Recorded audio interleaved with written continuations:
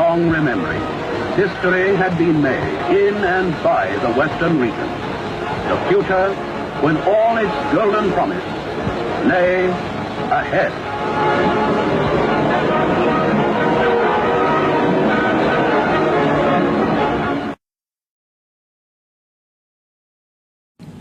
Chief Awolowo played a very important role in the various political processes which brought Nigeria to independence.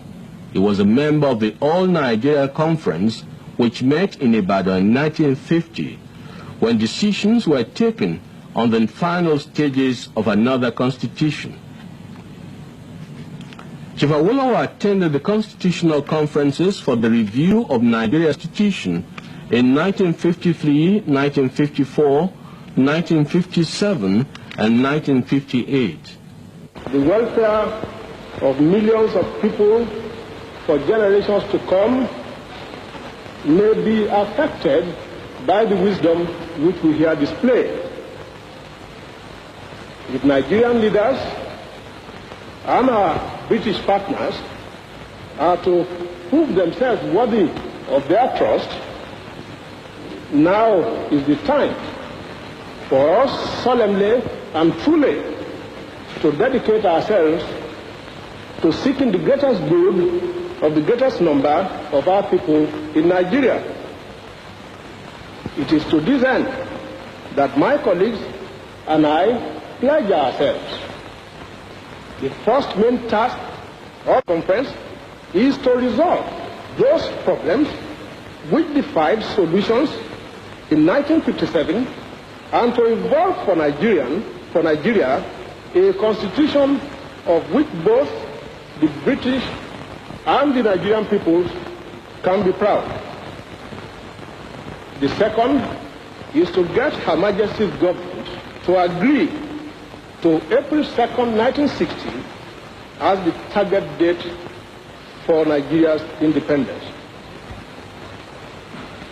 Independence for Nigeria in 1960 is imperative. But independence for Nigeria as a corporate entity is not enough.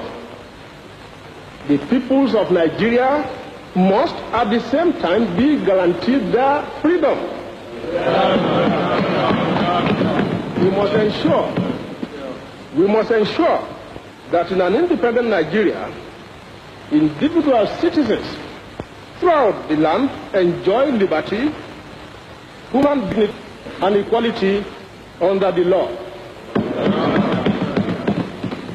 There must be one Nigeria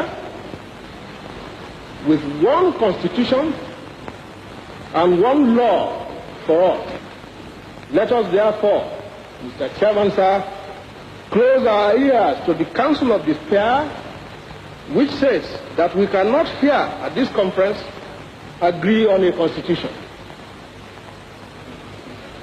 If there's any doubt among us as to what should be written into the constitution, let us, as democrats that we profess ourselves to be, refer such problems, as the goal has done recently, to the people whom we profess to represent, either just before or at the federal elections late in 1959. It was at the conference of 1958, held in London, that the then Secretary of State for the Colonies fixed a date for Nigeria's independence in 1960. From October the 1st, 1960, your future will be in your own hands. From the bottom of my heart, I congratulate our entire people of Nigeria and the people of Britain for this happy culmination of a political adventure which began in Nigeria less than 100 years ago. In the years that lie ahead, those of us who have the good fortune to lead our people will need statesmanship of a high order and God's guidance in managing the affairs of our country for the benefit of every Nigerian citizen.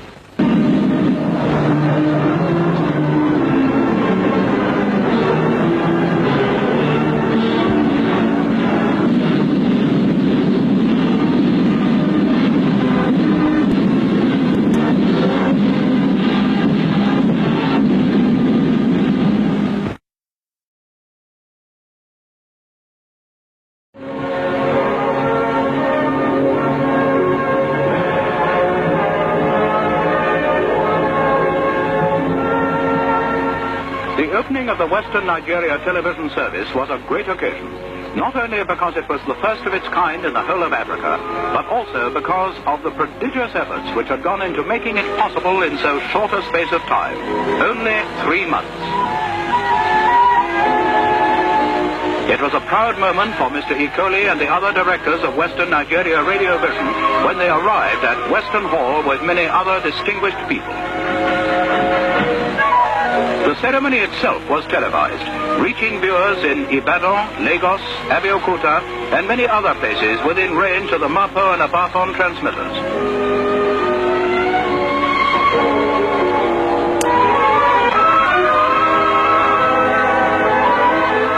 Among the guests on this occasion was His Excellency the Governor of Western Nigeria, Sir John Rankin. Television will bring many benefits to the region. Entertainment will come to outlying areas, and there will be regular schools programs. Sir John was introduced to members of the Radio Vision service, and without doubt he congratulated them on achieving so much so soon. For Chief Anthony Anaharo, who was accompanied by his wife, it was a particularly important occasion, for he includes in his portfolio responsibility for the information service. His Excellency the Governor-General and Lady Robertson also attended this ceremony, which was so full of significance, not only for Nigeria, but for Africa as a whole.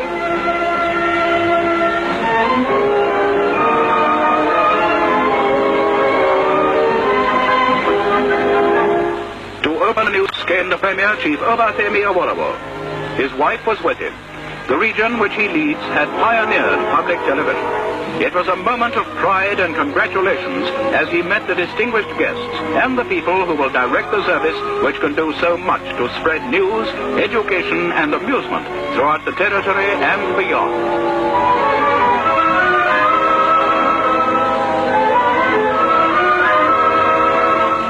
Chief Anaharo opened the proceedings. Your Excellencies, ladies and gentlemen, on behalf of the government of Western Nigeria, I welcome all of you to the official opening of the television service in this region.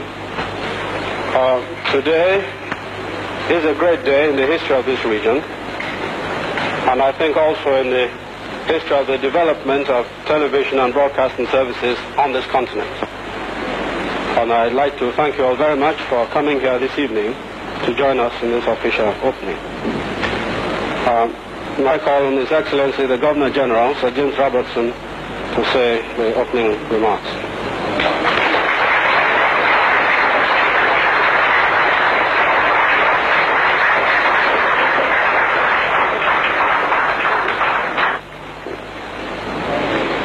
Your Excellency, Honourable Premier, Honourable Ministers, Chairman and members of the Television Corporation, ladies and gentlemen. It is a great pleasure to me to be present here this evening at the inaugural ceremony of the Western Region's television service.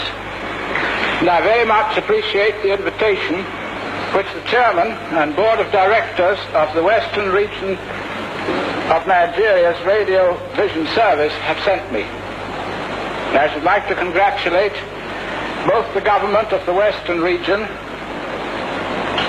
and the Overseas Rediffusion Company on the enterprise and determination which they have shown in preparing for this ceremony and for the opening of the television service in such record time.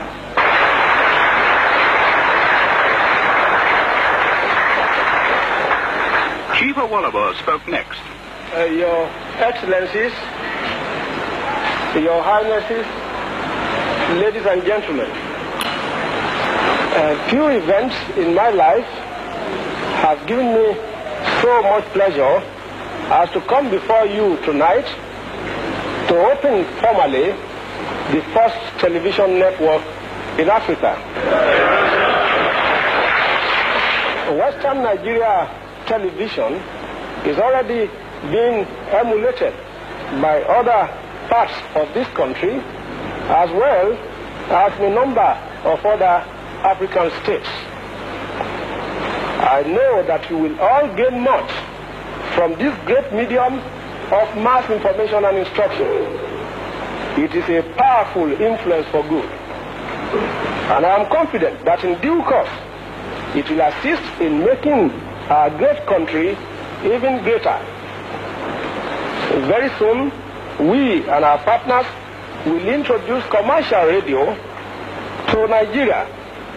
And we have made careful plans that this medium too will be used for your benefit.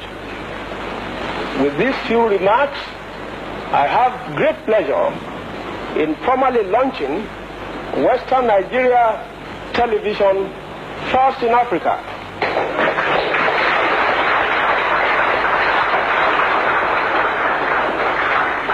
I ask you all to rejoice with my colleagues and me on this memorable occasion, and to grasp with both hands the full advantages which this modern miracle offers.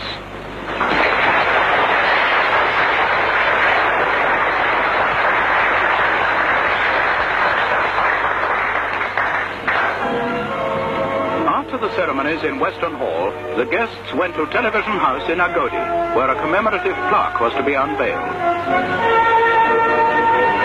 The visitors' book received its first signatures. A £250,000 building had been erected in less than 4 months.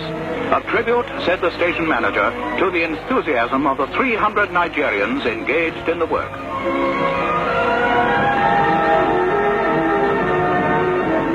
Chief Awolowo made a short speech before unveiling the plaque, which in years to come will be a reminder of a historic occasion. A great new service had been inaugurated, an achievement summed up in the station's proud call sign, WNTV, First in Africa.